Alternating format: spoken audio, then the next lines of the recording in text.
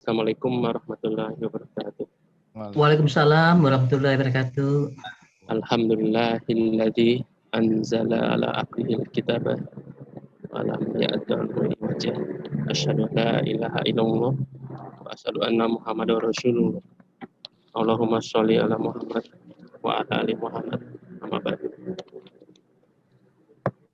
Marilah Bapak Ibu semua kita menghadiri majelis ini dengan menyanjungkan setulus-tulusnya syukur kita kehadirat Allah Subhanahu wa taala. Sebagai ungkapan kesadaran kita bahwa apapun karunia dan kenikmatan yang kita raih ada hakikatnya datang dari Allah Subhanahu wa taala. Salawat serta salam semoga senantiasa tercurah kepada uswatun kita, panutan kita, manusia mula, Nabi Muhammad SAW, beserta para sahabatnya, para keluarganya, dan para pengikutnya yang istiqomah hingga akhir zaman. Bapak, Ibu, Saudara, dan para sahabat pejuang subuh Masjid Al-Pondok Indah yang semoga selalu diridhoi Allah Subhanahu wa taala. Sebelum kita memulai kajian pada pagi ini, izinkan saya untuk membacakan beberapa tata tertib. Pertama, niatkan untuk mendapatkan ridha Allah Subhanahu wa taala. Kemudian senantiasa tetap dapat menjaga akhlak, adab dalam majelis online ini, yaitu dengan berpakaian rapi, berlaku sopan, serta menghadirkan hati, pikiran, fisik kita agar bisa fokus mendengarkan butiran ilmu dan hikmah dari guru-guru kita. Selama kajian berlangsung, mikrofon peserta akan dimatikan dan video jemaah akan di-stop bila terlihat sedang berbaring, mengantuk, dan terlihat berpakaian tidak rapi. Jemaah yang mau bertanya dapat mengajukan pertanyaan melalui chat dan nanti bila ada kesempatan dapat bertanya dalam forum secara langsung. Demikian tata tertib dari pengajian online ini. Sekarang marilah kita buka kajian ini bersama-sama membaca basmalah. Bismillahirrahmanirrahim. Bismillahirrahmanirrahim. Selamat datang bagi Bapak, Ibu yang baru bergabung pada kajian Ba'da Subuh, pejuang subuh Masjid Raya Pondok Indah. Insya Allah kajian ini akan berlangsung selama 90 menit, 60 menit untuk menekan tausiah, dan 30 menit untuk forum tanya jawab. Alhamdulillah telah hadir di tengah-tengah kita guru kita, Ustadz Dr. Andian Palindungan. Assalamualaikum Ustadz. Waalaikumsalam warahmatullahi wabarakatuh. Gimana kabarnya Ustadz? Alhamdulillah Pak Agung, sehat. Alhamdulillah. Udah banyak yang ingin menunggu tausiah Ustadz nih. Ya, sama Pak Agung, saya juga udah lama pengen silaturahim. Alhamdulillah. Terima kasih Ustadz atas kesediaannya pada pagi hari ini dapat bergabung bersama kami. Sama-sama Pak Agung. Pada pagi ini Ustadz akan membawakan tema yaitu energi iman yang menguatkan imunitas mental. Tema yang sangat menarik sekali.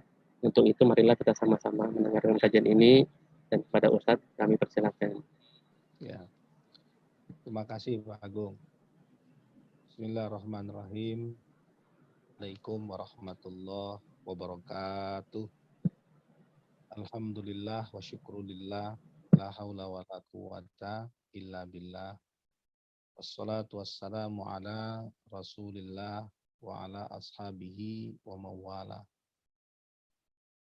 Yang sama-sama kita hormati pemimpin atau pimpinan dari kegiatan kajian kita Pak Asril dan seluruh para pengurus yang terlibat di dalamnya, Pak Agung sebagai host. Mohon maaf Ustadz, suaranya terlalu kecil Ustadz.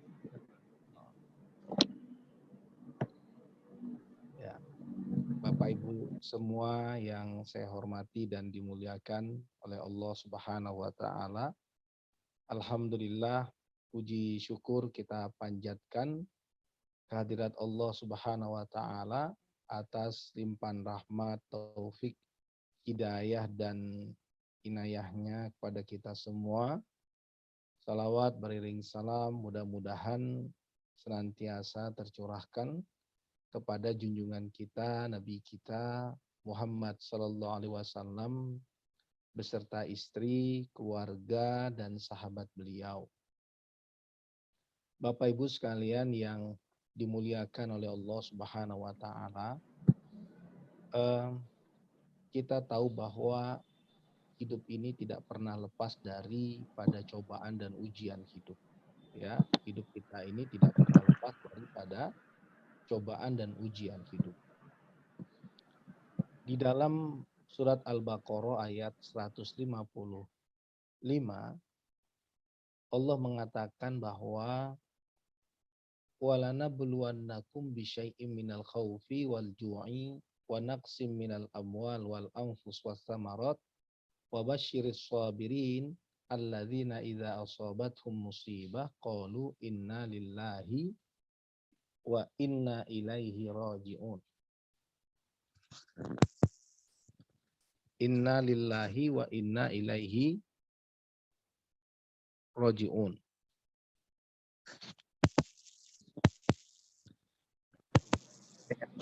Coba lagi Ustaz.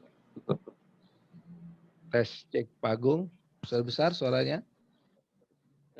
Masih sedikit kurang besar Ustaz. Kurang besar. Ya. Cek, dengeran? Agung. Agung Masih kecil Ustaz. masih kecil. Satu tes, cek. Tes. Lebih baik Ustaz. Ya, lebih baik. Lebih baik? Iya. Ibu-ibu gimana dengar? Tes. Sudah Ya, dengar? lebih baik Ustaz. Udah. Udah ya. Masih lebih dekat Ustaz. Mikrofon. Ini Mohon maaf. pakai Iya, ini. mungkin terlalu jauh dari Tes. ini. Tes, Ya, cek. ini Udah. bagus. Baik. Ada ya. Oh, di sound setting komputernya Ustaz bisa di. Enggak, ini saya pakai laptop udah maksimal nih. Oh, udah. Oke.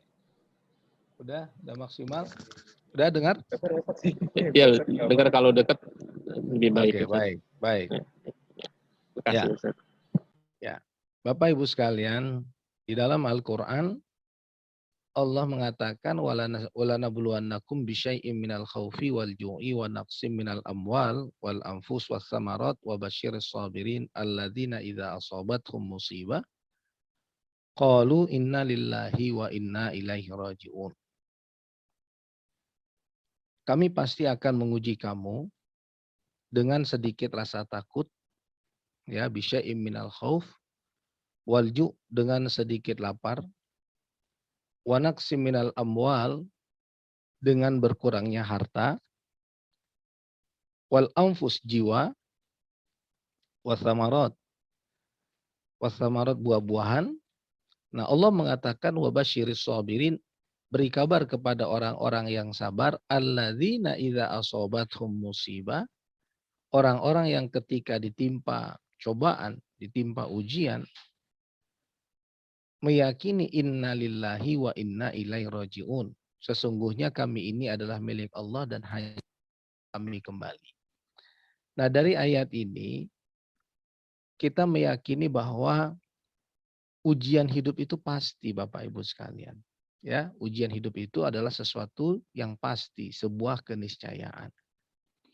Tapi bagi orang beriman, ya, bagi orang beriman, ujian hidup itu adalah merupakan komitmen ketauhidannya kepada Allah. Ya, sekali lagi bagi orang yang beriman bahwa ujian hidup itu adalah komitmen menguji komitmen ketauhidannya kepada Allah.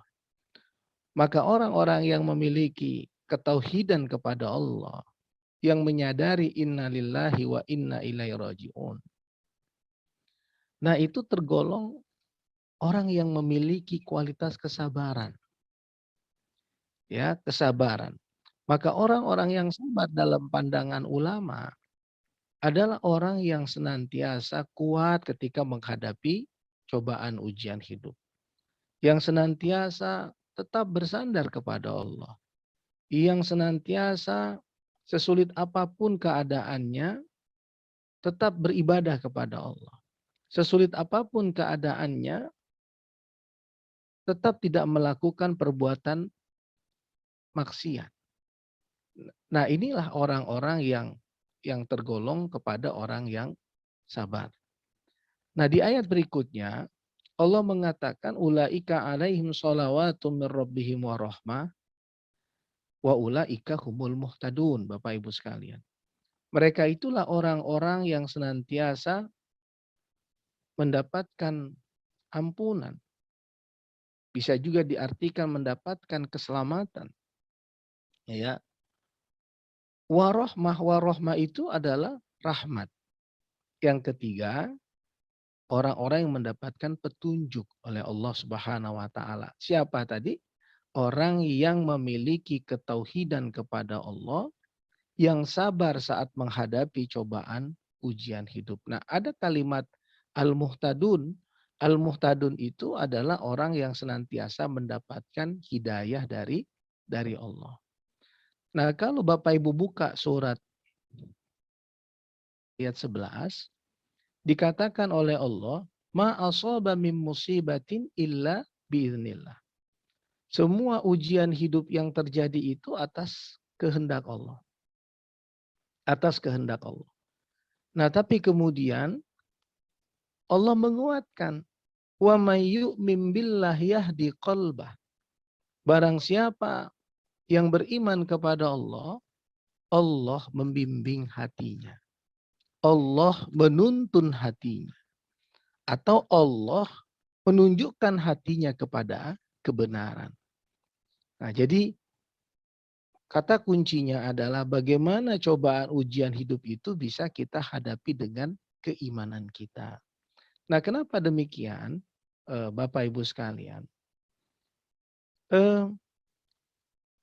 Di Amerika pada saat ini 50% total orang dewasa Amerika mengalami gangguan emosional.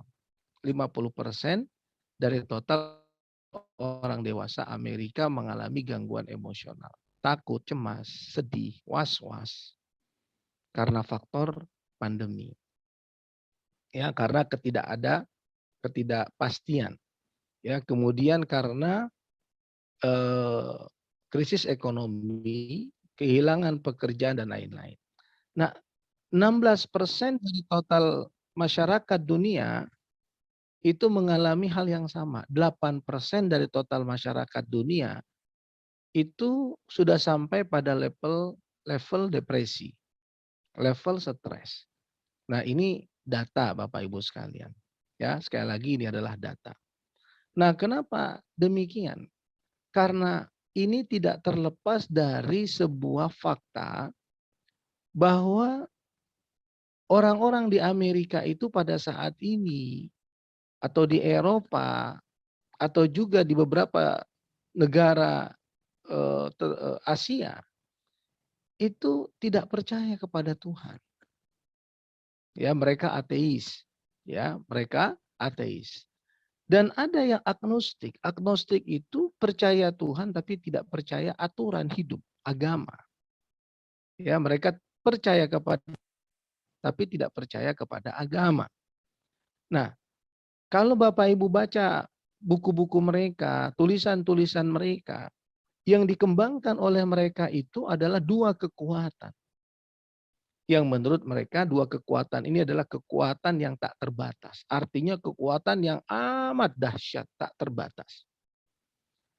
Kalau Anda ingin sukses, Anda ingin bahagia, menurut mereka, ya, di dalam tulisan mereka, gunakan kekuatan pikiran Anda.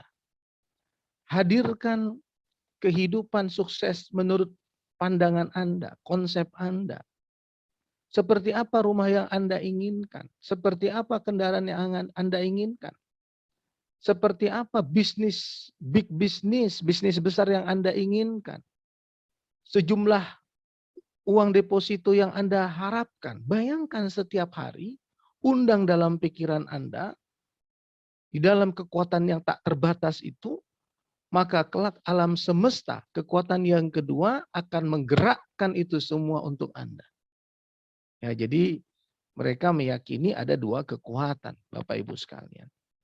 Ya, sekali lagi ada dua kekuatan. Nah, mereka tidak percaya adanya kekuatan ilahiyah, kekuatan Tuhan. Maka apa yang terjadi? yang terjadi ketika harapan tidak sesuai dengan kenyataan, atau ketika mereka menghadapi berbagai cobaan ujian hidup. Yang namanya manusia pasti menghadapi cobaan ujian hidup. Nah, apa yang terjadi? Mereka nggak punya tempat bersandar. Ya, mereka tidak punya tempat bersandar. Apakah mungkin mereka bersandar kepada pikiran mereka? Bagaimana cara bersandar kepada pikiran mereka? Bagaimana mereka bisa mempercayai pikiran yang liar? Apakah mungkin mereka bisa bersandar kepada kekuatan alam semesta? Gak mungkin. Nah, akhirnya apa yang terjadi Bapak Ibu? Depresi, stres. Ya, depresi dan stres. Nah, ini fakta. Ya, makanya kenapa banyak orang di luar negeri sana bunuh diri. Ya, banyak sekali orang-orang di luar negeri. Banyak sekali dalam situasi seperti ini, saat-saat dunia kolaps karena pandemi, orang-orang yang kemudian depresi. Karena apa? Tidak punya kekuatan keimanan. Nah, di dalam ajaran kita, kunci sukses bahagia itu adalah iman. Ya, kunci sukses bahagia itu adalah iman. Bahkan kunci kesehatan itu adalah iman. Kenapa? Membangun keyakinan di dalam diri kita bahwa segala sesuatu itu tidak terjadi kecuali atas kehendak Allah. Makanya kenapa di dalam surat Al-Baqarah tadi Allah mengingatkan, Allah menyadarkan kita bahwa Allah pasti menguji kita di dalam hidup kita. Ya, dengan rasa takut, dengan rasa lapar, berkurangnya harta, buah-buahan, jiwa. Tapi kemudian Allah mengingatkan kita.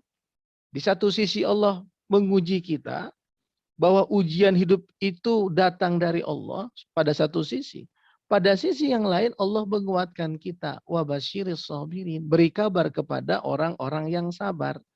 Orang-orang yang mengatakan inna lillahi wa inna ilaihi rajiun. Orang-orang yang memiliki komitmen ketauhidan kepada Allah. Sesungguhnya kami ini milik Allah dan hanya kepada Allah kami kembali. Nah, di dalam surat Ali Imran ayat 190, 191 Bapak Ibu. Dikatakan oleh Allah, inna fi khalqis samawati wal ardi wa ikhtilafil laili wan nahari la ayatil liulil albab. Di dalam penciptaan langit dan bumi dan perubahan malam dan siang adalah tanda-tanda bagi ulul albab. Nah, siapa ulul albab ini? Pertama Allah mengatakan alladzina yadhkurunallaha qiyaman wa qu'udan wa 'ala junubihim. Orang yang mengingat Allah ketika berdiri, ketika duduk, ketika berbaring. Yang kedua adalah wa yatafakkaruna fi khalqis samawati wal ardh. Orang yang memaksimalkan potensi berfikirnya sampai pada tafakkur. Ya, betul-betul bertafakkur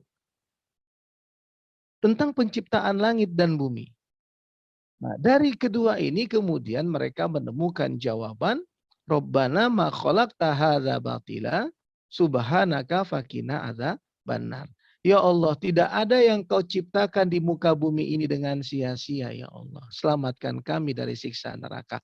Nah, artinya Bapak Ibu, kenapa keimanan itu bisa menguatkan kita di saat kita menghadapi kesulitan? Karena keimanan itu mengajarkan kepada kita untuk berprasangka baik kepada Allah. Bahwa segala sesuatu yang terjadi di muka bumi ini, segala ketetapan Allah yang terjadi di muka bumi ini, tidak ada yang sia-sia. Rabbana ma khalaqta hadza batila subhanaka faqina adzabannar. Maka tidak sama cara pandang orang beriman dengan cara pandang orang tidak beriman. Cara pandang orang beriman yang punya keyakinan adanya kekuatan yang maha dahsyat, yang maha hebat, yaitu Allah Subhanahu wa taala, dengan cara pandang orang yang tidak beriman yang mengatakan bahwa ada kekuatan yang dahsyat, yang maha dahsyat, yaitu alam pikiran dan alam semesta, tidak sama terhadap satu masalah. Nah, orang yang beriman itu melihat segala sesuatu selalu disandarkan kepada Allah. Berbeda orang dengan orang yang tidak beriman. Karena apa? Karena orang yang tidak beriman itu, Bapak Ibu sekalian, karena menggunakan kekuatan akal dan alam semesta, tidak punya tempat bersandar. Makanya ketika Al-Baqarah 216, ya, kita tafakurkan, kita tadaburkan, kita menemukan jawaban. Apa kata Allah? Wa asa an takrahu syai'an wa huwa khairul lakum wa asa an tuhibbu syai'an wa huwa syarrul lakum. Bisa jadi kamu membenci sesuatu, tapi justru ada kebaikan di dalamnya. Bisa jadi kamu menyintai sesuatu, tapi justru tidak ada kebaikan di dalamnya. Nah, ini perbedaan cara kita memandang masalah, cara kita memandang problematika di dalam hidup kita dengan cara pandang orang yang tidak beriman terhadap problematika mereka. Nah, maka kenapa angka stres meningkat. Orang-orang yang terpapar COVID di luar negeri sana lebih banyak dibandingkan di Indonesia. Karena saya punya keyakinan bahwa yang paling penting itu bukan hanya menguatkan imunitas fisik kita. Karena yang utama itu adalah penguatan imunitas mental kita. Di dalam penguatan imunitas mental kita, yang sangat berperan itu adalah keimanan kita, Bapak Ibu. Itu yang sangat berperan. Ya, Rabbana ma khalaqta hadza batila subhanaka faqina adzabannar. Ya Allah, tidak ada yang kau ciptakan di muka bumi dengan sia-sia, selamatkan kami dari siksa neraka. Kemudian di dalam surat Al-Baqarah 216, asa an takrahu syai'an wa huwa khairul lakum wa asa an tuhibbu syai'an wa huwa syarrul lakum. Ya, bisa jadi sesuatu yang kita benci itu ada kebaikan di dalamnya, bisa jadi sesuatu yang kita sukai itu tidak ada kebaikan di dalamnya. Nah, maka kalau kita menyadari bahwa iman itu sebagai pondasi, sebagai kekuatan di dalam diri kita yang menguatkan imunitas mental kita, maka kembangkan, kuatkan keimanan kita, Bapak Ibu sekalian. Ya, kuatkan keimanan kita, keyakinan kita, full power kepada Allah Subhanahu wa taala. Ya, di dalam Al-Qur'an di surat Al-Ankabut surat 29 ayat 60, ya, surat 29 ayat 60, ma yaftahillah linnas mir rahmatin fala mumsika laha wa ma yumsik fala mursila lahu min ba'di wa huwal azizul hakim. Ya. Apa saja yang Allah anugerahkan kepada manusia berupa rahmat, maka tidak ada seorang pun yang dapat menahannya. Dan apa saja yang ditahan oleh Allah, maka tidak seorang pun yang sanggup melepaskannya. Karena dia maha perkasa lagi maha bijaksana. Nah, di akhir ayat ini bukan wahuwar rahmanur rahim, tapi wahwal azizul hakim. Dia maha perkasa lagi maha bijaksana. Nah, artinya ini bagian daripada keimanan kita. Ya, jadi orang-orang yang diizinkan oleh Allah untuk mendapatkan rahmat, maka tidak akan ada yang menghalanginya. Tapi sebaliknya orang-orang yang tidak mendapatkan rahmat, tidak ada juga orang yang bisa menghalangi kehendak Allah tersebut. Nah, inilah kekuatan keimanan, Bapak Ibu sekalian. Kekuatan keyakinan. Nah, Profesor Abdul Aziz pada tahun 1985 di Mesir menjelaskan bahwa ada hubungan antara keimanan dan kesehatan. Ya, ada hubungan antara keimanan dan kesehatan, Bapak Ibu sekalian yang dimuliakan oleh Allah.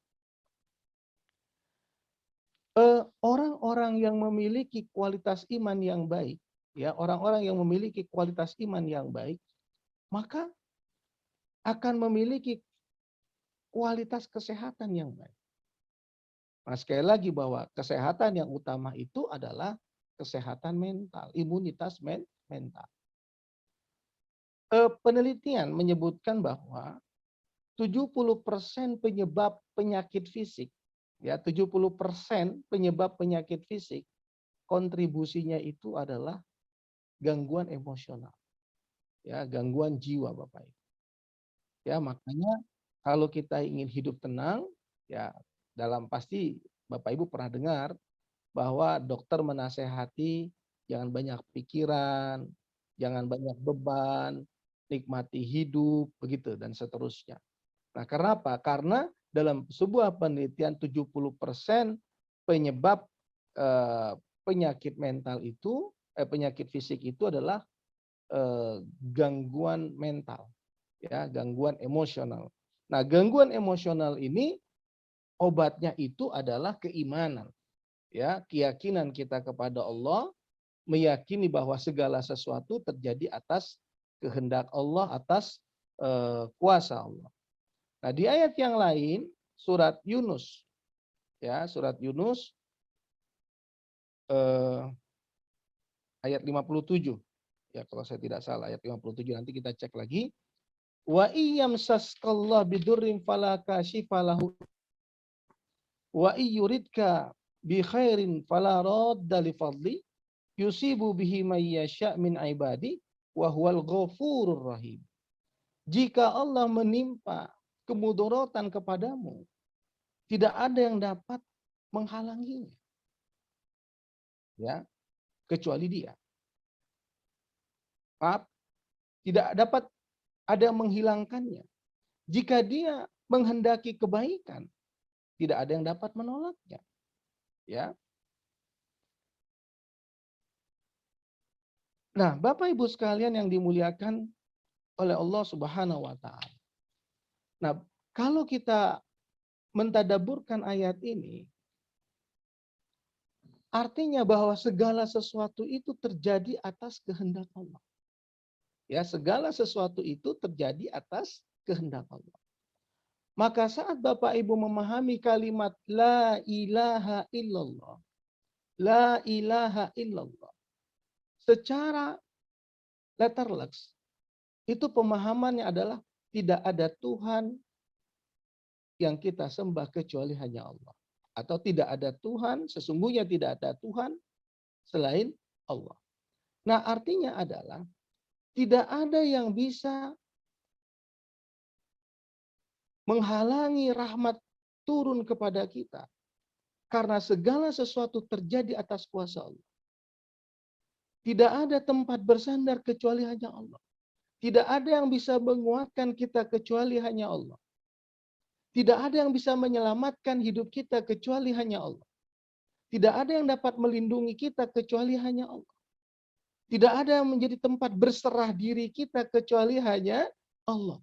Nah, ini kalimat la ilaha illallah ini bukan hanya sekedar, sebetulnya bukan hanya sekedar tidak ada Tuhan selain Allah, Bapak. Nah, disinilah urgensinya kita menguatkan iman kita bahwa segala sesuatu terjadi atas kehendak Allah.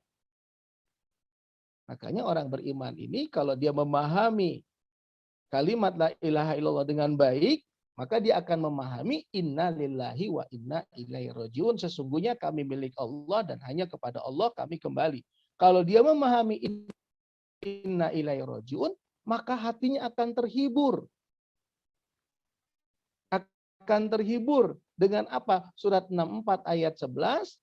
Ma asaba min musibatin illa biiznillah. Segala sesuatu yang terjadi di muka bumi ini atas izin Allah. Wa may yu'min billah yahdi qalbah. Yang beriman kepada Allah, maka Allah tuntun hatinya, Allah bimbing hatinya. Ya, Allah tuntun hatinya untuk apa? Menghadapi cobaan itu dengan tenang. Menangkap hikmah di balik cobaan, di balik ujian hidup. Pasti kita bisa mendapat hikmah, menangkap hikmah di balik cobaan dan ujian hidup. Nah, tentu tadi saya katakan berbeda dengan orang musyrik, berbeda dengan orang ateis. Ya, jadi kalau sekali lagi saya melihat ini data bukan serta-merta tidak ada sebab ketika angka-angka orang yang terpapar COVID itu sangat tinggi di Eropa, sangat tinggi terutama di Amerika. Kenapa? Karena wajar yang berkembang di sana itu adalah kelompok-kelompok ateis, orang yang tidak percaya Tuhan, orang yang percaya Tuhan tapi tidak percaya agama, tidak punya aturan hidup. Nah, berbeda dengan kita tentunya. Ya. Berbeda dengan kita, tidak sama dengan kita. Kenapa? Karena Allah memberikan satu nikmat kepada kita. Dengan nikmat itu kita bisa bahagia, kita bisa survive. Walaupun kita menghadapi cobaan ujian hidup, Bapak Ibu sekalian. Ya.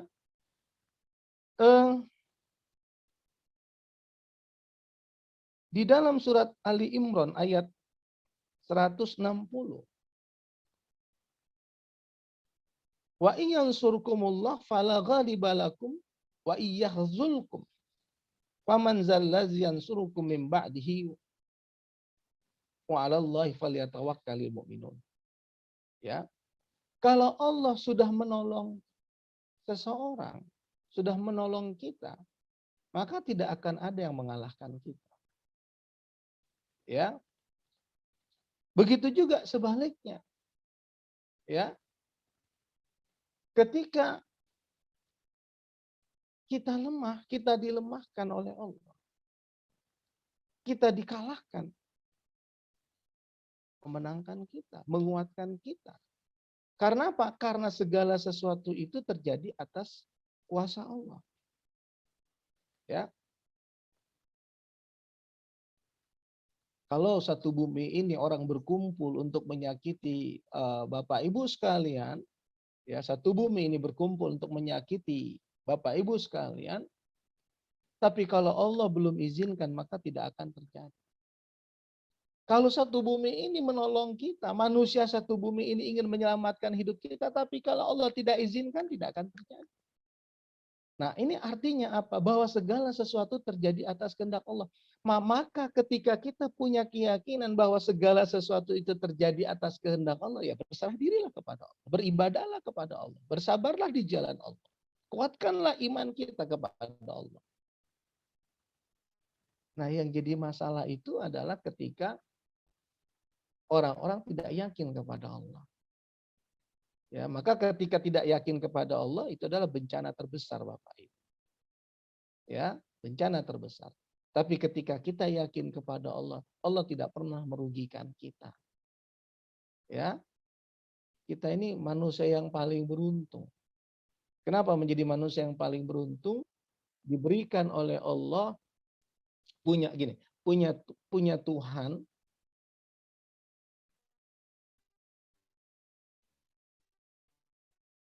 yaitu Rabbus samawati wal ardh, Tuhan ya dunia akhirat yang maha kuat, maha hebat, keyakinan di dalam kita. Saya katakan yang menanamkan keyakinan berarti yang beri nikmat pada kita. Ya, bahkan nikmat iman ini tidak diberikan Allah kepada ayah kandung Nabi Ibrahim alaihissalam. Nikmat iman ini tidak diberikan Allah kepada anak Nabi Nuh alaihissalam. Nikmat iman ini tidak diberikan Allah kepada istri Nabi Lut alaihissalam.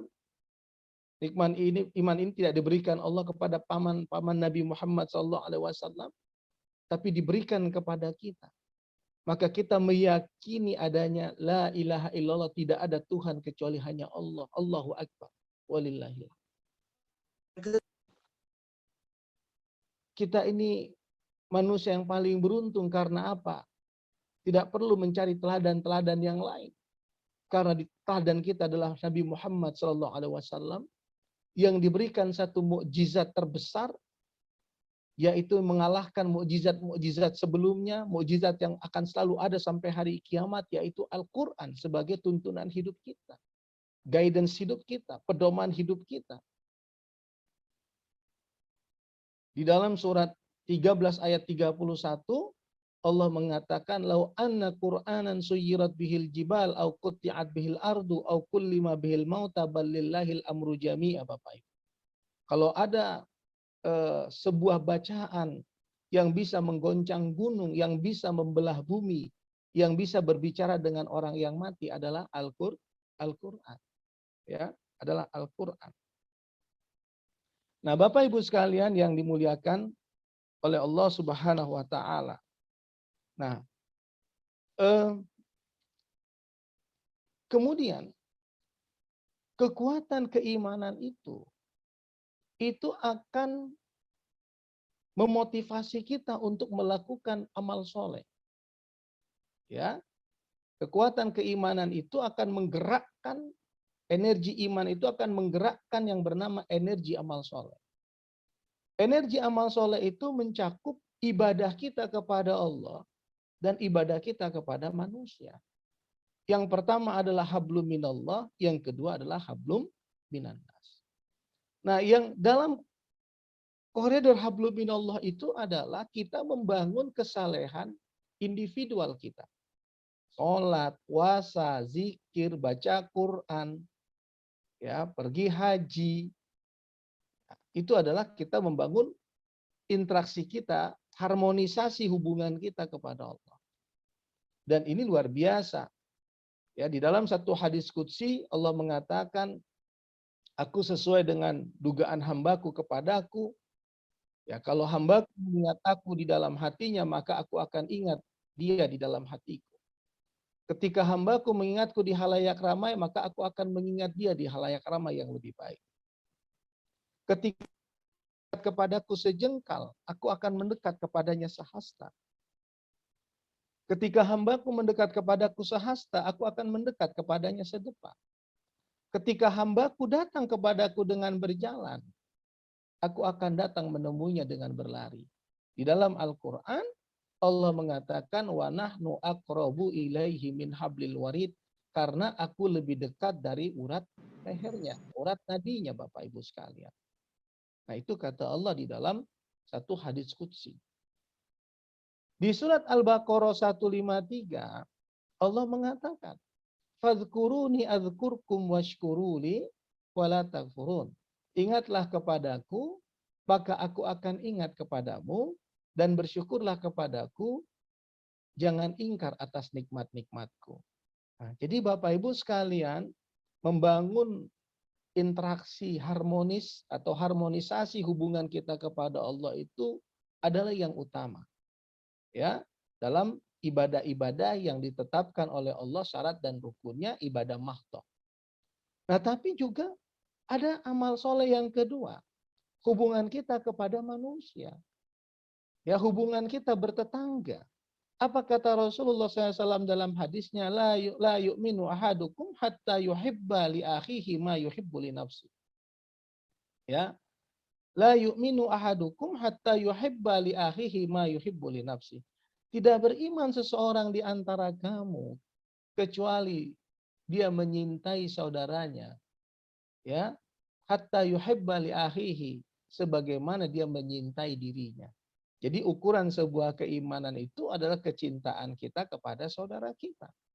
Ukuran keimanan itu adalah kebermanfaatan hidup kita buat orang lain. Khairun nasi anfa'uhum linnas. Sebaik-baik manusia adalah orang yang bermanfaat buat orang lain. Atau hadis yang lain, man tola umruhu wa hasuna amaluhu. Ya, khairun nas man tola umruhu wa hasuna amaluhu wa syarrun nas, dan seburuk-buruk manusia yang man tola umruhu wa sa'a amaluhu. Yang pertama itu sebaik-baik manusia yang panjang usianya baik perbuatannya, seburuk-buruk manusia yang jelek perbuatannya. Nah, Bapak Ibu sekalian, amal soleh ini ternyata di dalam Al-Quran, ya, energi iman yang menghasilkan energi amal soleh itu selalu disebut berdampingan dalam Al-Quran. Di dalam surat Al-Asr, wal asri innal insana lafi khusr illal ladzina amanu wa amilus solihati wa tawassaw bil haqqi wa tawassaw bis sabar. Ya, manusia dalam keadaan rugi, semua manusia dalam kerugian kecuali orang yang beriman dan beramal soleh. Nah, di dalam surat At-Tin Allah katakan laqad khalaqnal insana fi ahsani taqwim. Ya, laqad khalaqnal insana fi ahsani taqwim. Kami ciptakan manusia itu mulia, sempurna. Tapi kemudian tsumma radatnahu asfala safilin, kami rendahkan manusia itu serendah-rendahnya. Illal ladzina amanu wa amilus solihati falahum ajrun ghairu mamnun, dan seterusnya. Ya, kecuali orang yang beriman dan beramal soleh. Ya, kecuali orang yang beriman dan beramal soleh. Ya, nah, maka bagi mereka pahala yang mengalir. Nah, di surat 16 ayat 97, surat 16 ayat 97, man amila shalihan min dzakarin aw unsa fahuwa mu'min. Ya, wa huwa mu'min. Fala nuhyiyannahu hayatan thayyibah wa la najziyannahum bi ahsani ma kanu ya'malun. Barang siapa yang melakukan amal soleh baik laki-laki ataupun perempuan dan dia adalah orang yang beriman, maka kami berikan kepadanya kehidupan yang baik, kami berikan kepadanya kehidupan yang baik, dan kami berikan ganjaran kebaikan melebihi kebaikan yang mereka lakukan. Iman dan amal soleh mendatangkan rahmat dari Allah, di mana Allah berjanji, kami berikan kepada orang yang beriman dan beramal soleh ini, yaitu apa? Kehidupan yang baik dan pahala yang melebihi kebaikan yang mereka lakukan. Di Al-Baqarah 277 Allah mengatakan, sesungguhnya orang yang beriman dan beramal soleh, mendirikan sholat, menunaikan zakat. Innalladzina amanu wa amilus solihati wa aqamus sholah wa atu lahum ajruhum inda rabbihim wala khaufun alaihim walahum yahzanun. Bagi mereka pahala di sisi Tuhan mereka, mereka tidak pernah takut dan tidak pernah bersedih hati. Bapak Ibu, tidak pernah takut dan tidak pernah bersedih hati. Nah, energi keimanan ini menggerakkan kita untuk melakukan amal soleh. Artinya energi keimanan ini menggerakkan energi amal soleh kita. Nah, amal soleh tadi adalah hubungan kita, ibadah kita kepada Allah, kemudian hubungan kita kepada manusia, yang itu disebut dengan hablum minannas. Nah, di dalam penelitian di sebuah universitas di Amerika Serikat, ya, di Amerika Serikat, ada penelitian di mana diambillah 45 relawan, 40 relawan, ya, 40 relawan. Diteliti, satu kelompok melakukan kebaikan untuk dirinya dan kelompok yang lain melakukan kebaikan untuk orang lain. Ya. Kemudian di fase kedua, 400 sekian orang diteliti juga, dibagi dua. Satu kelompok melakukan kebaikan untuk dirinya dan kelompok yang lain melakukan kebaikan untuk orang lain. Nah, ternyata apa yang terjadi, Bapak Ibu? Orang-orang yang melakukan kebaikan untuk orang lain, kalau kebaikan untuk diri apa? Makan. Memberi makan, kebaikan untuk orang lain. Mencari rezeki, kebaikan untuk diri kita. Tapi berbagi rezeki adalah kebaikan untuk orang lain. Menuntut ilmu, kebaikan untuk diri kita. Tapi berbagi ilmu, kebaikan untuk orang lain. Ya, dan seterusnya. Ya. Nah, ternyata ini dalam kaitan hablum minannas. Ya, kaitannya hablum minannas. Ternyata orang-orang yang melakukan kebaikan untuk orang lain, diteliti di Amerika Serikat, lebih bahagia hidupnya dari sekedar melakukan kebaikan untuk diri sendiri. Ini dalam kaitan hablum minannas.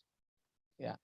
Orang-orang yang melakukan kebaikan untuk orang lain lebih tentram hidupnya dibandingkan daripada sekedar melakukan kebaikan untuk diri sendiri. Ya. Nah, kemudian orang-orang yang melakukan kebaikan untuk orang lain jauh dari rasa cemas, jauh dari rasa depresi, jauh dari rasa sedih. Nah, bayangkan Bapak Ibu, artinya apa? Kebaikan yang dibangun untuk orang lain itu menguatkan imunitas mental kita. Maka saya teringat dengan hadis Nabi. Ya, man ahabba ayyubsatalahu fi rizqi wa yunsa'a fi atharihi falyasil rahimahu. Barang siapa yang mau dilapangkan rezekinya, dipanjangkan usianya. Ini poin kedua. Dipanjangkan usianya, maka silaturahim. Saya coba merenung. Korelasi silaturahim dengan panjang umur. Ya, artinya apa? Bahwa orang-orang yang bersilaturahim itu sehat. Kenapa? Karena saat bersilaturahim itu kita memberikan manfaat hidup kita buat orang lain. Kehadiran kita membahagiakan orang lain. Ya, kehadiran kita kebahagiaan buat orang lain. Maka kalau Bapak Ibu sudah silaturahim, rasanya nggak pengen berpisah. Ya, silaturahim keluarga, silaturahim apapun namanya. Sementara ini silaturahim secara virtual. Nggak kepengen berpisah. Kenapa? Pada saat silaturahim itu kita bahagia.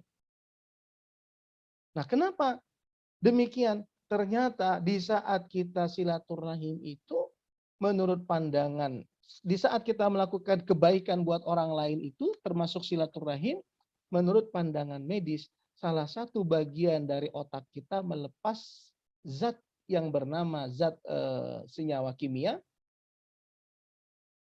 yang bernama endorfin. Ya, endorfin itu Bapak Ibu, kalau disuntik dari luar morfin, tapi kalau diproduksi oleh bagian dari otak kita disebut endorfin. Morfin atau endorfin itu pereda rasa nyeri. Nah, nggak perlu disuntik dari luar. Karena apa? Tubuh kita sudah otomatis memproduksi zat endorfin itu ketika kita bahagia. Ketika kita mampu membahagiakan orang lain.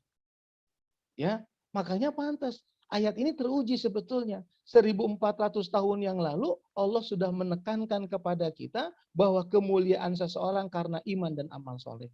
Kebahagiaan seseorang amal solehnya. Kalau ingin hidup lebih baik, memiliki iman dan amal soleh. Tadi ayat-ayatnya sudah saya bacakan. Nah, jadi luar biasa sebetulnya. Kalau kita kepengen bahagia, jauh dari depresi, pertama tadi saya katakan keimanan, imunitas mental kita. Yang kedua adalah amal soleh kita. Berbuat baik sebanyak-banyaknya untuk diri kita dan untuk orang lain, Bapak Ibu sekalian. Jadi tidak ada alasan untuk tidak melakukan kebaikan untuk orang lain. Ya, kalau bicara tentang sholat, zikir, puasa, haji, itu adalah kewajiban. Itu kewajiban yang tidak bisa ditawar. Karena itu korelasi hubungan pribadi kita kepada Allah. Tapi dalam konteks keseharian, kebaikan yang buat kita lakukan kepada diri kita dan kepada orang lain, itu harus sempurna. Karena nggak cukup kita melakukan kebaikan hanya untuk diri kita, tapi kita harus melakukan kebaikan untuk orang lain. Makanya kalau ada di antara kita yang tidak suka dengan silaturahim, kalau ada di antara kita yang tidak suka bermasyarakat, kalau ada di antara kita yang tidak peduli dengan tetangganya, kalau ada di antara kita yang tidak senang dengan tamunya dan tidak suka menghormati tamunya, melayani tamu yang datang ke rumahnya, itu bukan ciri khas orang beriman, Bapak Ibu. Nah, kalau bukan ciri khas orang beriman, berarti tidak bahagia. Kenapa? Karena Rasulullah SAW mengatakan, "Man kana yu'minu billahi wal yaumil akhir fala yu'zi jarahu." Barang siapa yang beriman kepada Allah dan hari akhirat, jangan sakiti hati tetangganya. "Man kana yu'minu billahi wal yaumil akhir falyukrim dhaifahu." Barang siapa yang beriman kepada Allah dan hari akhirat, hormati tamunya. "Man kana yu'minu billahi wal yaumil akhir." Hadis yang lain, falyasil rahimahu. Falyasil rahimahu. Ya, hendaklah silaturahim dan disempurnakan dengan falyatul khairan awil yasmut. Hendaklah berkata baik atau lebih baik dia diam. Ya, lebih baik dia diam. Nah, ada pendapat di kalangan masyarakat kita berbuat baik saja. Karena nanti Tuhan, bahasa mereka Tuhan, itu menilai kebaikan kita. Jadi hanya berbuat baik saja kepada orang lain. Nggak cukup. Nggak cukup. Karena pondasi dari kebaikan itu adalah keimanan kita kepada Allah. Nah, Bapak Ibu perhatikan, kalau Bapak Ibu bersedekah pasti bahagia. Ketika Bapak Ibu berbagi ilmu pasti bahagia. Ketika Bapak Ibu berbagi rezeki pasti bahagia. Ketika Bapak Ibu berbagi waktu buat orang lain pasti bahagia. Setiap apapun kebaikan yang kita lakukan buat orang lain, kita pasti bahagia. Perhatikan, pasti kita merasakan suasana bahagia. Nah, ini yang luar biasa. Ya, kalau kita menyadari ini, maka subhanallah, kita memiliki imunitas mental. Jadi bukan hanya imunitas fisik yang kita jaga, nomor satu itu adalah imunitas mental, Bapak Ibu. Nah, ada hubungan antara jiwa dan raga kita. Ya, ada hubungan antara jiwa dan raga kita. Pasti Bapak Ibu pernah merasakan ini. Ketika raganya sakit, kepala pusing, gigi sakit, asam lambung naik misalnya, ya, dokter memvonis kita kena koroner, jantung koroner, bukan jantung corona ya, jantung koroner misalnya, atau ketika dokter memvonis satu penyakit tertentu, nah itu biasanya jiwa kita ikut sakit. Ya, jiwa kita ikut cemas, takut, was-was. Nah, itu berarti apa? Ada hubungan antara raga dan jiwa. Atau sebaliknya, ada hubungan antara jiwa dan raga. Ketika sakit jiwa kita, cemas, takut, was-was, biasanya memberikan efek, memberi sinyal bahwa jiwa kita sedang tidak baik, itu memberikan sinyal kepada fisik yang tidak enak, jantung berdebar, asam lambung naik, kepala pusing. Nah, ini yang paling tidak kalah penting. Jadi yang pertama itu menjaga imunitas mental kita, imunitas hati kita. Kenapa? Dengan menjaga imunitas mental, maka insya Allah imunitas raga kita sehat. Jadi nggak cukup dengan hanya menjaga imunitas raga. Tidak cukup. Ya, tidak ada garansi juga orang yang fisiknya sehat, jiwanya sehat. Ya, dijaga imunitas fisik, tapi kalau imunitas jiwanya nggak dijaga, nggak bisa. Nah, Al-Quran mengambil peran dua-dua, Bapak Ibu. Ya, Al-Quran mengambil peran dua-dua untuk dua-dua itu. Ya, baik imunitas mental ataupun baik imunitas jiwa ataupun imunitas raga. Maka ada istilah jiwa dan raga. Nah, dengan apa? Dengan menguatkan iman kita, keyakinan kita. Ya. Kalau kita tarik lagi Al-Qur'an misalnya.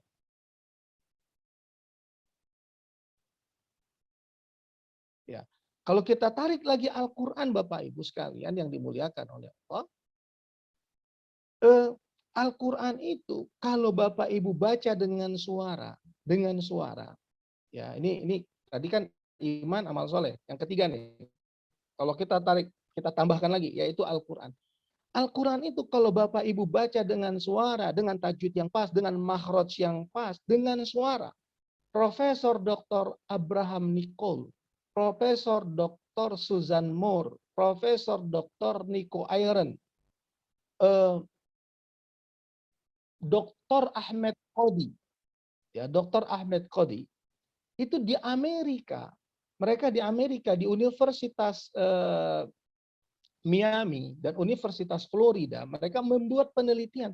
Ternyata orang-orang ini guru besar ini, orang-orang yang membaca Al-Quran dengan suara, dengan makhraj yang pas, suaranya baik, paling tidak didengar untuk dirinya sendiri, baik untuk dirinya sendiri, ternyata bisa merefresh sel-sel di tubuh mereka. Kalau Ahmed Qodi mengatakan merefresh sel-sel otak, yang lain mengatakan merefresh sel-sel tubuh. Jadi sel-sel yang mau mati dihidupkan lagi Bapak Ibu dengan Al-Quran. Nah, Profesor Abraham Nicole mengatakan bisa mengobati penyakit autoimun. Profesor Susan Moore mengatakan bisa mengobati kanker. Al-Quran dibaca dengan suara. Artinya fisik, jasmani kan. Suara itu fisik, terdengar, didengar oleh telinga kita. Suara yang masuk ke telinga kita itu merefresh sel-sel yang ada di tubuh kita. Itu kalau kita baca Al-Quran. Ya, kita belajar atau membaca Al-Quran. Nah, tapi yang kedua, kalau itu ditadaburkan, bukan hanya dibaca saja, ditadaburkan, dihayati maknanya, direnungkan maknanya. Itu menenteramkan jiwa kita, Bapak Ibu. Maka orang yang membaca Al-Quran, baik dia baca secara tekstual ataupun dia membacanya secara kontekstual. Jadi baca secara tersurat dan membaca secara tersirat, maknanya maka sehat jasmani rohaninya. Ini yang meneliti ini Profesor Dr. Abraham Nicole, Susan Moore, Nico Iron, Ahmed Qodi. Bapak Ibu sekalian yang dimuliakan. Jadi subhanallah Bapak Ibu. Tetaplah tersenyum, tetaplah bahagia sesulit apapun keadaan kita. Miliki kekuatan imunitas mental kita, jiwa kita. Ya, kenapa? Untuk menguatkan imunitas raga kita, imunitas fisik kita. Makanya kalau ada dokter di sini, di para pendengar ini, para jemaah, kalau ada dokter di sini, jangan melulu kalau nasihati pasien itu selalu nasihatnya Apa? Kuatkan fisik, ini obatnya. Ya. Sehatkan raga Bapak Ibu, ini obatnya. Obat itu diberikan kalau Allah tidak izinkan. Kalau Allah belum berkehendak. Maka sebetulnya apa nasihat dokter kepada pasien? Kuatkan mental ibu, jiwa ibu, yakinlah kepada Allah, la haula wala quwata illa billahil alil azim, wa idza arada bi syai'in ayyakula lahu kun fayakun, fa subhanalladzi biyadihi malakutu kulli syai'in wa ilaihi turja'un. Yakinlah dia maha kuasa, yakinlah dia yang maha menyembuhkan, dan bantu dengan obat ini. Bantu dengan obat ini, bukan obat ini yang utama. Karena dikasih obat kalau Allah tidak izinkan. Nih, harus dirubah. Cara ngobati pasien itu harus dirubah. Tidak lagi ini obatnya, minum obat yang teratur, Bapak Ibu sehat. Tidak. Kalau Allah tidak izinkan, sehebat-hebat, memang dokter bisa menyembuhkan? Tidak bisa. Kuasa Allah. Buktinya apa Bapak Ibu? Buktinya profesor, dokter, ahli ginjal. Saya dengar pasiennya 3 bulan absen daftar, baru dapat 3 bulan. Ahli ginjal, pakar ginjal, pasien ginjalnya selalu ramai, meninggalnya gagal ginjal. Artinya apa? Ilmu dia tidak bisa menyelamatkan dirinya. Profesor dokter paru di Sumatera, di Medan, saya dengar meninggalnya gagal paru. Dan nggak sedikit dokter-dokter ahli jantung di Jakarta ini yang sudah bypass. Bayangin, ahli jantung dia sudah bypass. Padahal dia pakar jantung. Ahli kanker meninggal karena kanker. Pakar kanker meninggal karena kanker. Artinya apa? Siapa pemilik ilmu yang sesungguhnya? Allah. Atas siapa? Atas izin siapa? Para dokter dapat menyembuhkan pasiennya atas izin Allah. Maka ketika memberi nasihat, tanamkan kekuatan ilahiyah. Saya ini hanya dokter, hanya jalan. Bukan eksekutor, bukan penentu keputusan. Penentu keputusan itu hanya Allah. Maka nasihat saya, kuatkan imunitas jiwa ibu, iman ibu, yakinlah kepada Allah. Obat ini nanti hanya membantu. Yang utama adalah Allah. Wah, itu langsung antri besok pasien tuh ke situ tuh. Karena dapat nasihat spiritual. Nah, Bapak Ibu sekalian yang dimuliakan oleh Allah, ya, kuatkan imunitas mental kita, imunitas fisik kita akan kuat. Dengan menguatnya imunitas mental kita dengan sesuatu yang paling fundamental, yaitu iman. Ya, kekuatan keimanan, kekuatan keyakinan kepada Allah. Segala sesuatu tidak akan terjadi atas kuasa Allah. Maka berserah dirilah kepada Allah, yakinlah kepada Allah. La haula wala quwata illa billahil aliyil azim, maka akan kuat fisik kita. Ya, akan tetap sehat, akan tetap fresh. Ya, sempurnakan dengan amal soleh. Ya, sempurnakan dengan amal soleh. Kebaikan-kebaikan yang kita lakukan. Pertama adalah kewajiban kita kepada Allah. Yang kedua adalah kebaikan yang kita lakukan untuk diri kita dan untuk orang lain. Ternyata kebaikan yang kita lakukan kita lebih bahagia. Nah, saya alhamdulillah Bapak Ibu setiap Jumat mengumpulkan dana. Jadi jemaah itu selalu WA saya, Ustadz ini dari saya 1 juta, 1 juta, 1 juta. Untuk apa? Untuk menebar nasi berkah Jumat, di mana setiap Jumat itu terkumpul dana 8 juta Bapak Ibu. Saya kirim ke Medan, di Medan ada 4 titik, 4 orang duafa yang masak nasi. Dan saya tahu karena mereka bagian dari keluarga saya, mereka masak nasi dan mereka pintar masak. Setiap titik ini memasak sekitar 60 bungkus. Dan untuk mereka punya amal, saya suruh mereka yang masak, mereka yang bagi. Tolong difotoin. Ya. Nah, di Magelang 1 titik. Saya suruh dia yang masak, si duafa ini yang masak, dia yang masak, dia yang bagi. Biar kamu dapat kecipratan amal. Jadi mereka berbagi, masak nasi dapat amal soleh, menjadi amal soleh buat mereka, mereka membaginya buat amal soleh, dan mereka mendapat sedikit dari kerja mereka, upah dari kerja mereka. Jadi Setiap Jumat. Subhanallah. Saya terharu kalau sudah dikirim foto itu.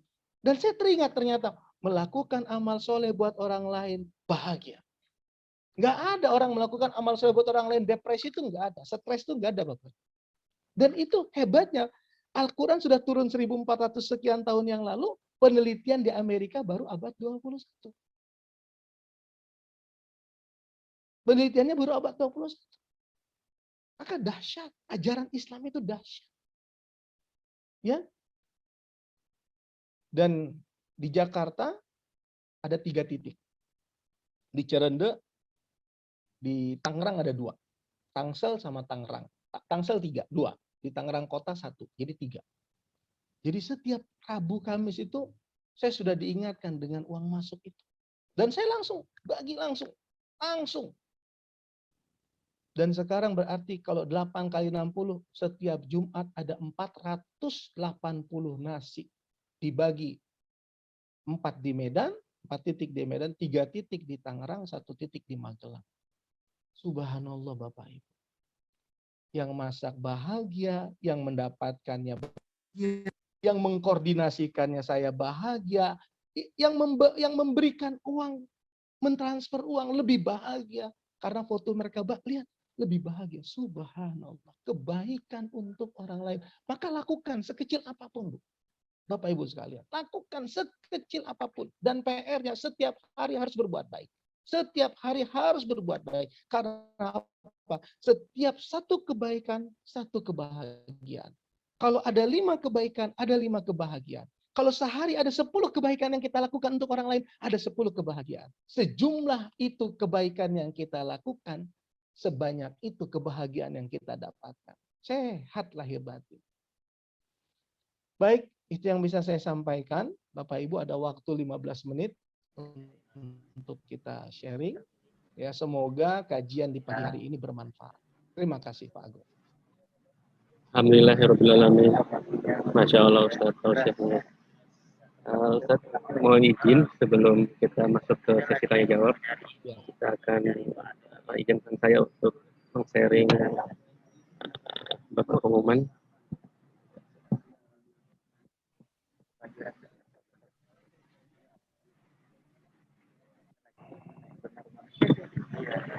Insya Allah kajian besok Ahad pagi oleh Ustadz Syahrudin itu melanjutkan tadabbur Quran surat Ali Imran ayat 38 dan 41. Kemudian setelah itu seperti biasa kita akan beranjang sana ke negara-negara sahabat secara virtual. Insya Allah besok kita akan ke negara Libanon dan insya Allah akan dipandu oleh besar kita Bapak Dr. Andes Hadiyanto Tohari. Bagi para jemaah yang besok ada kesempatan waktu meluangkan waktunya bisa kita sama-sama nanti setelah kajian tadabbur Al-Quran kita mengunjungi Lebanon dan bertemu dengan saudara muslim kita di sana. Kemudian ini melaporkan kegiatan sosial pejuang subuh baksos sembako tahap 11 telah disampaikan kepada saudara kita dan juga pada hari Jumat kemarin. Alhamdulillah telah disampaikan juga. Kami ucapkan terima kasih jazakallahu khairan katsira kepada para donatur. Semoga Allah membalas sedekah dengan pahala yang sebesar-besarnya. Dan ini adalah dokumentasi penyerahan bansos tahap 11 tempoh hari yang dari pedagang, infosors, dan semua stakeholders dari lingkungan di sekitar Pondok Indah. Dan bagi Bapak dan Ibu yang ingin berpartisipasi baik donasi sembako maupun donasi dakwah bisa menghubungi Bendahara Pejuang Subuh Bapak Irwan Primahidi di nomor 0811 828 246 atau transfer langsung ke rekening Pejuang Subuh Majelis Pondok Indah dengan nomor rekening di Bank Syariah Indonesia 451 72 2020 1001. Kemudian mewakili divisi pendidikan, kami ingin menyampaikan bahwa kita akan ada kegiatan classical training online, yaitu program starting teman-teman jemaah, insya Allah akan dibawakan oleh Ustadz Haji Dr. Andes Uci Armisi. Insya Allah kelas pertama akan diselenggarakan pada hari Ahad tanggal 28 Maret 2021. Dan untuk melanjutkan kajian tahsin tempo hari, kita ada kegiatan after training. Insya Allah akan dilaksanakan setiap hari Ahadnya dan besok akan dimulai pukul 19.30. Dan bagi para bapak ibu yang ingin bergabung atau ingin mendaftarkan pada program Tarjim Interma ini bisa menghubungi nomor handphone admin kita 0811 17 30 114. Baik, demikian dari maklumat. Di sini belum ada yang ingin bertanya. Apakah di forum ada yang mau bertanya? Kalau di kolom chat belum ada. Bisa dibantu Mas Syahid. Belum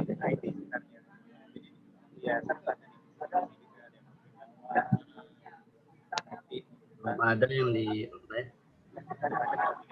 di chat ada satu Pak Agung. Asril, silakan Pak Asril. Tadi di chat ada yang minta nomor HP tadi Pak Agung. Assalamualaikum Pak Andian. Waalaikumsalam Pak Asril. Iya Pak Asril. Ya, Silakan Pak Asril. ya Pak. Tadi Pak Andian menganjurkan kepada dokter-dokter kita selain dari memberikan obat juga memberikan nasihat mental. Bagaimana Pak kalau seandainya pasien kita itu non muslim Pak, bagaimana cara memberikan nasihat mental? Terima kasih banyak atas pencerahan Pak Andian. Ya.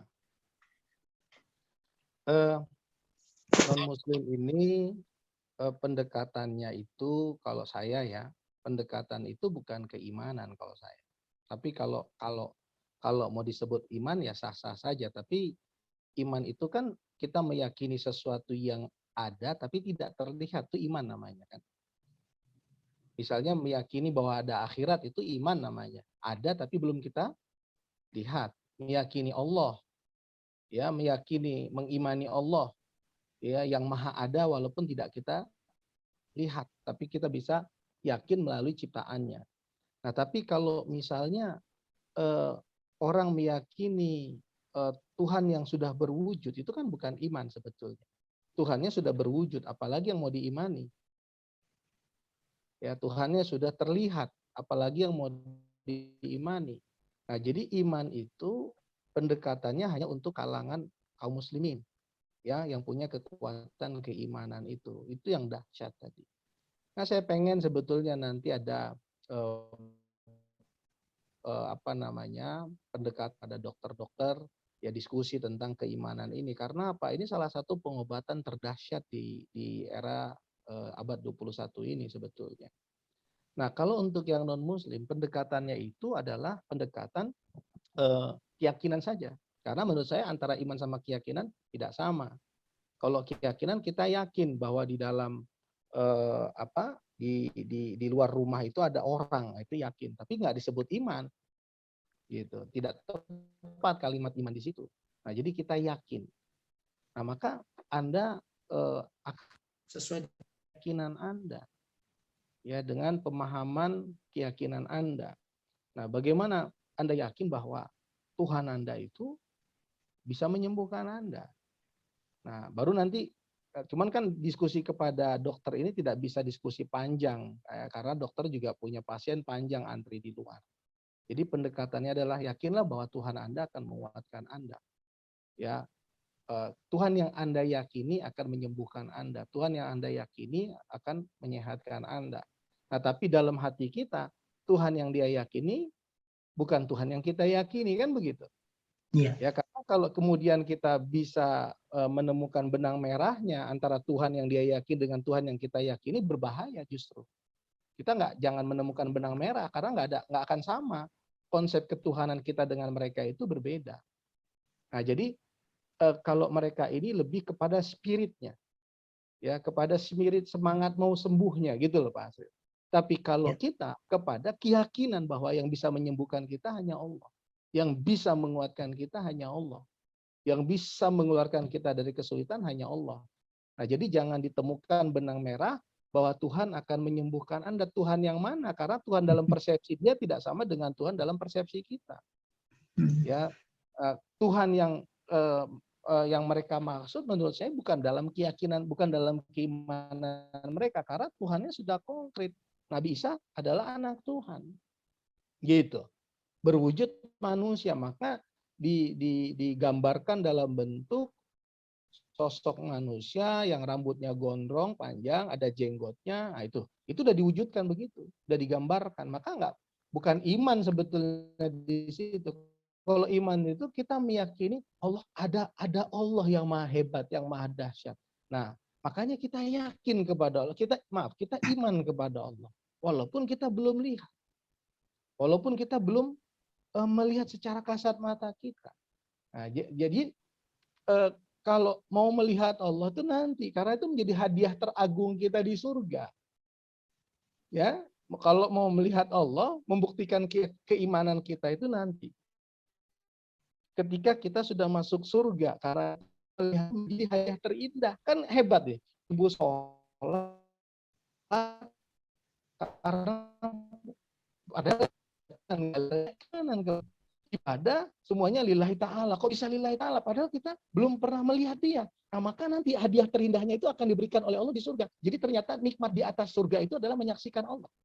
Ya, ketika ahli surga masuk ke dalam surga, Allah penuhi semua nikmat sesuai dengan janjinya dalam Al-Quran, dalam hadis Rasulullah. Dan Allah bertanya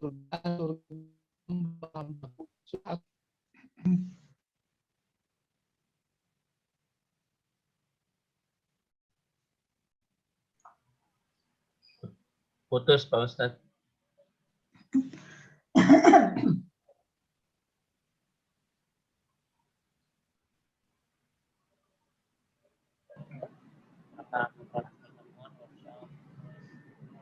Mohon maaf, ada kendala koneksi rupanya dari Pak Ustadz. Kita permisi.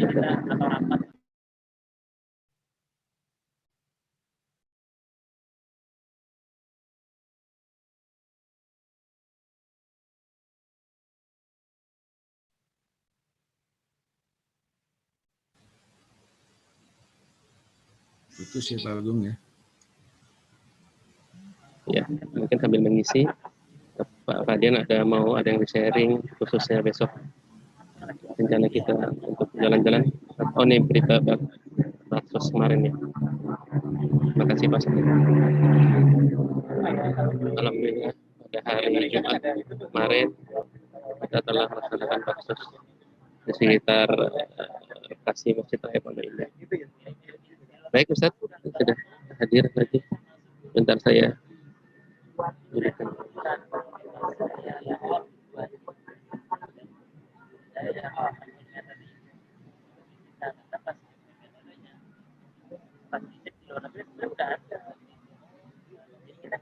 Ya, silakan Ustaz.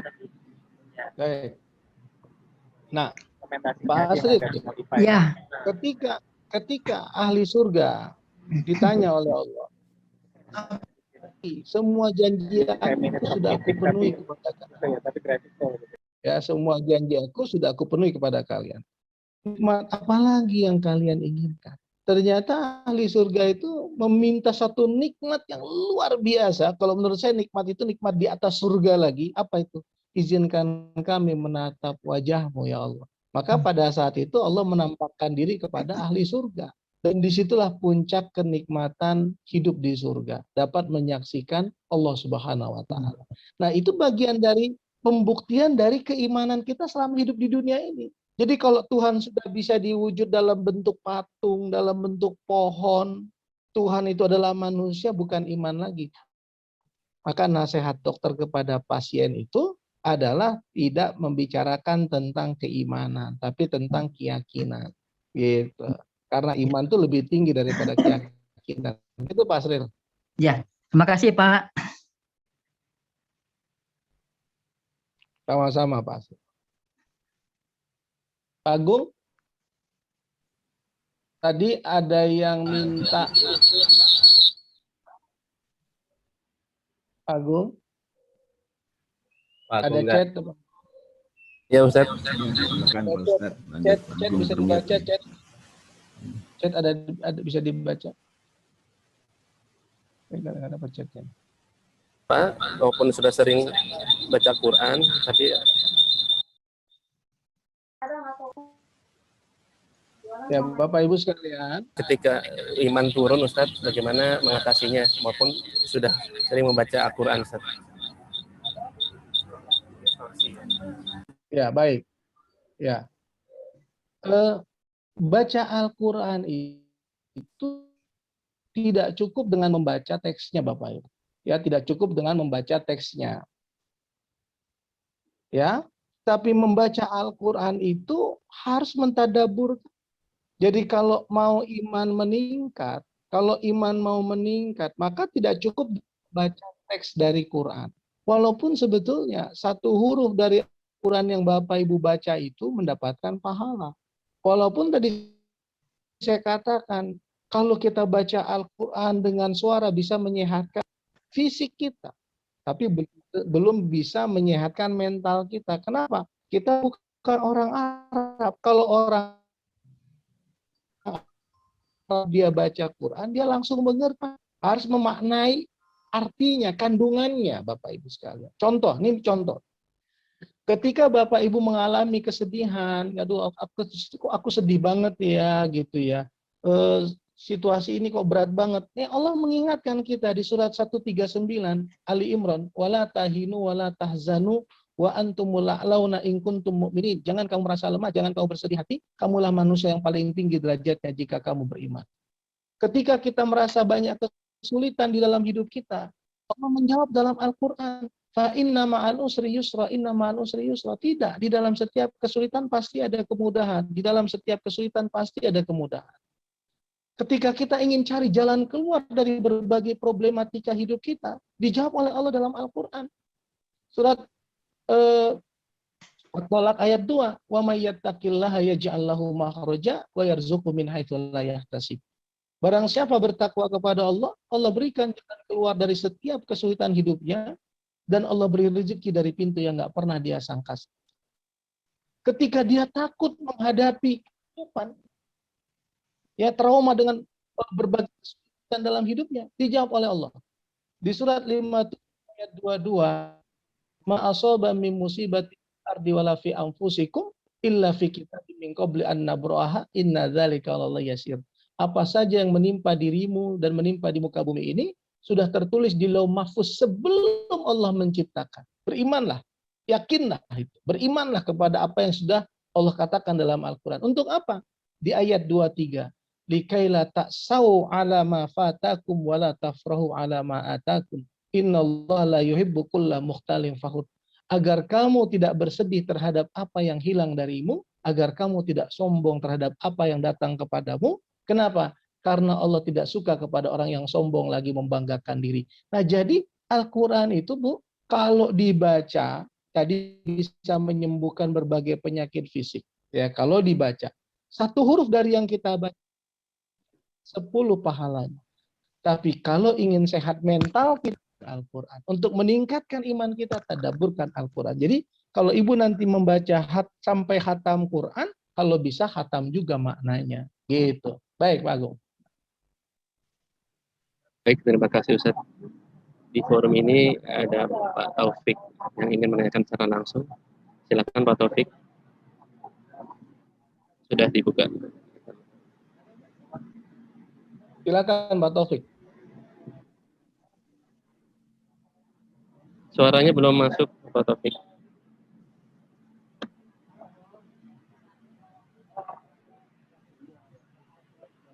Ya, udah. Mengenai ini Ustaz, mengenai puasa Ustaz. Ya. Puasa nazar itu hukumnya bagaimana tuh Ustaz ya? Terus yang kedua, kita bernazar, tapi kita niatkan untuk 2 kali niat gitu Ustaz. Misalnya kita puasa nazar seminggu misalnya kan. Kebetulan antara 1 minggu itu ada puasa Senin Kemis gitu. Apakah kita bisa puasa niatnya 2 kali niat gitu Ustaz? Pertama kita puasa bayar nazar, kedua puasa Senin Kemisnya itu Ustaz. Mohon pencerahannya Ustaz. Ya. Terima kasih. Assalamualaikum warahmatullahi wabarakatuh. Ya, baik. Waalaikumsalam. Salam.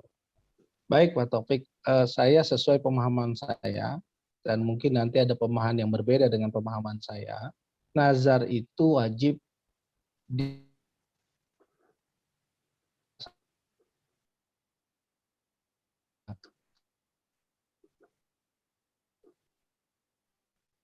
Ya, lanjut. ya karena itu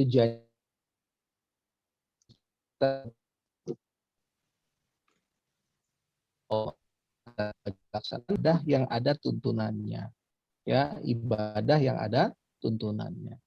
Nah misalnya nazarnya nazar puasa Senin Kamis, nazarnya puasa di pertengahan, nazarnya misalnya tidak berhenti sholat tahajud, tidak berhenti sholat duha, atau aku akan rutinkan sholat duha, ya semampu aku akan rutinkan sholat tahajud semampu aku. Nah tapi kalau puasa 1 minggu itu dasarnya apa? Karena setahu saya ini pemahaman saya ya, karena setahu saya Rasulullah tidak ada puasa 1 minggu.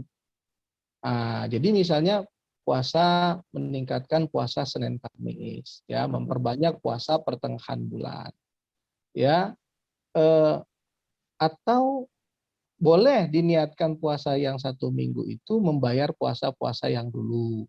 Ya aku bernazar akan membayar puasa-puasa yang dulu semampu aku. Ya dimulai dari 1 minggu ke depan ini gitu ya. Jadi ada cantelan hukumnya gitu ya Pak Taufik. Ada cantelan hukumnya. Jadi apa dasar puasa 1 minggu? Karena tidak ada dalam pemahaman saya puasa yang 1 minggu itu. Ya Rasulullah tidak pernah mengerjakan puasa 1 minggu. Nah makanya puasa Senin Kamis, nah sisa dari hari puasa yang ada itu adalah termasuk membayar puasa-puasa yang tinggal dulu. Nah itu bisa dilanjutkan nanti dengan puasa-puasa berikutnya gitu Pak Taufik. Baik. Semoga menjawab Pak Taufik, atau mau ada tambahan Pak Taufik?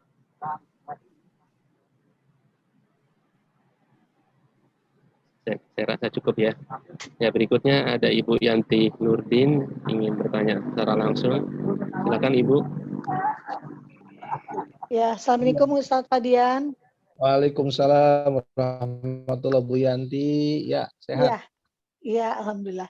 Tadi Pak Ustadz jelaskan Ya, bahwa keimanan kita tuh kurang lebih kalau bisa 70% dari hal-hal lain. Yang saya ingin tanyakan, bagaimana kiat-kiatnya agar kita bisa bertakwa dan beriman? Bu Yanti. Ya. Kenapa Ustadz? Bukan 70%, bukan keimanan kita 70%, bukan. Nanti salah paham. 10% yang bisa gini, dalam sebuah penelitian yang menyebabkan penyakit fisik itu 70% itu adalah sebabnya gangguan emosional. Gitu. Oh, iya. Penyakit-penyakit jantung, penyakit asam lambung, penyakit pusing yang nggak berhenti-berhenti, berbagai penyakit fisik itu 70% yang menyumbang penyakit fisik itu adalah gangguan emosional. 70% keimanan kita harus 100%. Oh Ya. iya. Nah, Gitu, bagaimana nih Ustadz? Ya, bagaimana kiat-kiatnya? Karena kan kita bergaul dengan sesama manusia gitu ya. Halo. Ya. Bagaimana kiat-kiatnya agar kita bisa bertakwa dan beriman kepada Allah sesuai dengan anjuran dalam Al-Quran. Kan banyak godaan nih Ustadz nih dengan pergaulan kita di organisasi, di pekerjaan, di mana-mana. Halo. Halo, Assalamualaikum. Halo, Bisa. Salam. Iya Bu Yanti. kurang dengar ya Silakan. Ustadz? Aku Iya, bisa diulang Pak? iya. Iya, Kiat-kiatnya silakan. bagaimana? Hmm. Kiat-kiatnya bagaimana agar kita bisa bertakwa dan beriman secara benar kepada Allah? Itu aja Ustadz. Iya. Iya. Bu Yanti, Bapak Ibu sekalian, iman itu tidak berdiri sendiri. Ya, iman itu tidak berdiri sendiri. Nah, kalau kita memahami keimanan secara definisinya adalah iqrarum bil lisan, diucapkan dengan lisan asyhadu alla ilaha illallah wa asyhadu anna muhammadar rasulullah. Tasdiqun bil qalbi. Tasdiqun bil qalbi itu dibenarkan dengan hati kita. Yang ketiga al amal bil jawari, ya, dikerjakan dengan perbuatan kita. Jadi kalau ada orang yang tidak sholat, tidak puasa, tidak bayar zakat, tidak pergi haji padahal mampu, tidak peduli sama fakir miskin, tidak mau nuntut ilmu, tidak mau silaturahim, tidak mau berbagi kasih, tidak mau melakukan kebaikan, berarti tidak sempurna imannya. Kalau dia hanya yakin beriman kepada Allah, ya, dia harus, iman itu harus menggerakkan amalnya, harus menggerakkan kebaikan-kebaikan di dalam hidupnya. Gitu Bu Yanti. Nah, jadi Iya. bagaimana meningkatkan keimanan dan takwa kita? Ya kita harus meningkatkan amal-amal soleh kita. Karena amal soleh itu menguatkan iman kita itu menggerakkan amal soleh kita. Gitu. Nah, kemudian yang kedua, sering mentadaburkan Al-Quran. Ya, sering mentadaburkan Al-Quran. Yang ketiga, sering hadir di majelis ilmu. Ya, yang keempat, sering berkumpul dengan orang soleh. Ya, sering berkumpul dengan orang soleh. Yang kelima, terus berdoa atau minta kepada Allah agar Allah menguatkan keimanan kita. Ya, agar Allah menguatkan keimanan di dalam hati kita. Ya, itu yang paling penting, paling tidak 5 itu Bu Yanti yang harus Bu Yanti jalankan untuk menguatkan Iya. iman Bu Yanti. Ya, baik Ustadz, makasih. Baik, sama-sama Bu. Alhamdulillah. Semoga menjawab ya Ibu Yanti. Ustaz, ini sudah pukul 7, tapi ada satu mau bertanya, masih bisa Ustaz? Ya, Saya boleh Pak Ustadz. Ibu Yuli ya. boleh Bu. Silakan. Assalamualaikum warahmatullahi wabarakatuh. Terima kasih Pak Agung. Waalaikumsalam warahmatullahi wabarakatuh. Pak Ustadz Andian sehat-sehat ya. Semuanya Alhamdulillah jamaah. Bu Yuli. Pak Ustadz gini, tadi saya dengar Pak Ustadz katakan kalau untuk pasien-pasien yang sakit harus baca Quran dengan makhraj yang benar. Karena alhamdulillah anak saya di Gorontalo, dokter anak pegang 3 rumah sakit. Kalau misalnya tidak bisa baca Quran Pak Ustadz, harus dianjurkan gimana Pak Ustadz? Apa artinya apa gimana? Dan tadi Pak Ustadz waktu bilang ada surat-surat apa aja, tadi saya telat nyatet Pak Ustadz. Terima kasih. Wassalamualaikum warahmatullahi wabarakatuh.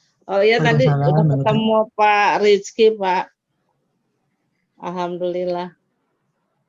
Baik Bu Yuli. Baik Bu Yuli. Ibu-ibu sekalian, maksudnya gini, bukan pasien menganjurkan pasien baca Quran, bukan itu. Maksudnya kalau kita rajin baca Quran, kalau kita rajin baca Quran, ya kalau kita rajin baca Al-Quran, Al-Quran itu memberikan dampak positif terhadap kesehatan kita. Ya, nah kalau misalnya anak Bu Yuli dokter, boleh dia anjurkan kepada pasiennya untuk membaca Al-Quran. Karena salah satu pengobatan itu bisa melalui Al-Quran. Ya, nanti kalau kita ada waktu kita bicara tentang energi Quran deh, khusus energi Quran. Hari ini energi iman, nanti ada waktu kita bicara energi Quran. Nah, kemudian kalau kita membaca Al-Quran, ya kalau kita membaca Al-Quran, Al-Quran itu bisa menguatkan fisik kita, menambah kesehatan kita.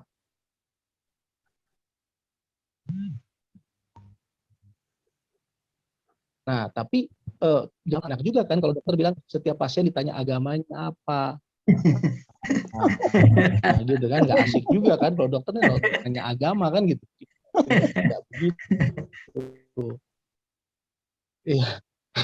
Nah, ya jadi Bu Yuli ini hanya untuk saja kepada pasien saya yang memutuskan saat itu ini. Tapi kalau Anda seorang Muslim, bahwa segala sesuatu terjadi atas kuasa Allah, maka yakinlah kalau Allah berkehendak, Anda sembuh, Anda sehat. Nah, untuk menambah keyakinan itu, nah ini dibantu dengan obat. Dibantu dengan obat. Jangan kebalik. Jangan kebalik, ini obatnya untuk ibu sembuh dibantu dengan berdoa, dibantu dengan ibadah. Salah. Kalau mau sembuh dibantu dengan doa, dibantu dengan ibadah, salah. Ibadahnya dulu yang ditekankan, doanya dulu yang ditekankan, imannya dulu yang dipertegas. Baru nih dibantu dengan obat ya Bu. Dibantu dengan obat gitu. Ya Bu Yuli.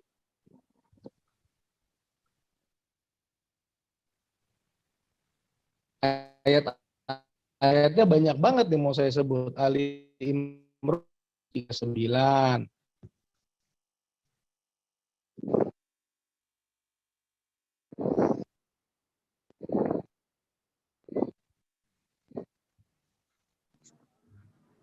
Sudah, mudah-mudahan bisa menjawab.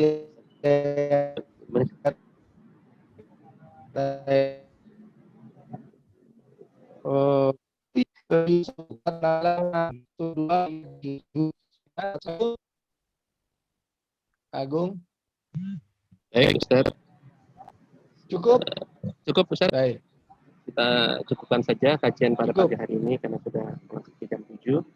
Untuk itu kami mohon Ustaz untuk memimpin doa. Baik, kita berdoa. Kita berdoa.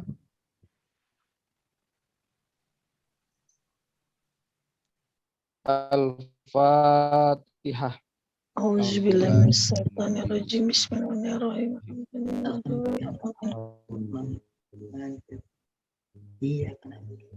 وإياك نستعين اهدنا الصراط المستقيم صراط الذين أنعمت عليهم غير المغضوب عليهم ولا الضالين آمين.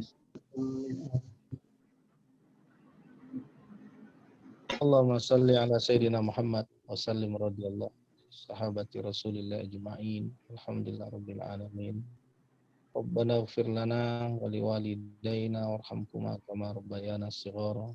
Rabbana zalamna anfusana wa illam taghfir lana wa tarhamna lanakunanna minal khasirin. Allahumma a'inna ala dzikrika wa syukrika wa husni ibadatik. Rabbana atina fid dunya hasanah wa fil akhirati hasanah wa qina adzabannar. Wa sallallahu ala sayyidina Muhammad wa ala alihi wasallam ajma'in. Alhamdulillah rabbil alamin. Assalamualaikum warahmatullahi wabarakatuh. Alhamdulillah. Alamin. Terima kasih jazakallah khair Ustaz atas tausiahnya. Semoga Anda selalu dalam keadaan sehat walafiat dan lindungi Allah Subhanahu wa taala. Bapak Ibu, kita akhiri kajian ini dengan membaca hamdalah bersama-sama. Alhamdulillahirabbil alamin. Apabila pertanyaan bisa disampaikan pada hari ini, kita tutup dengan doa kafaratul majelis. Subhanakallahumma wa bihamdika, astaghfiruka wa atubu ilaik. Maaf apabila ada kesalahan dan kekurangan. Tutup. Wassalamualaikum warahmatullahi wabarakatuh. Waalaikumsalam warahmatullahi wabarakatuh.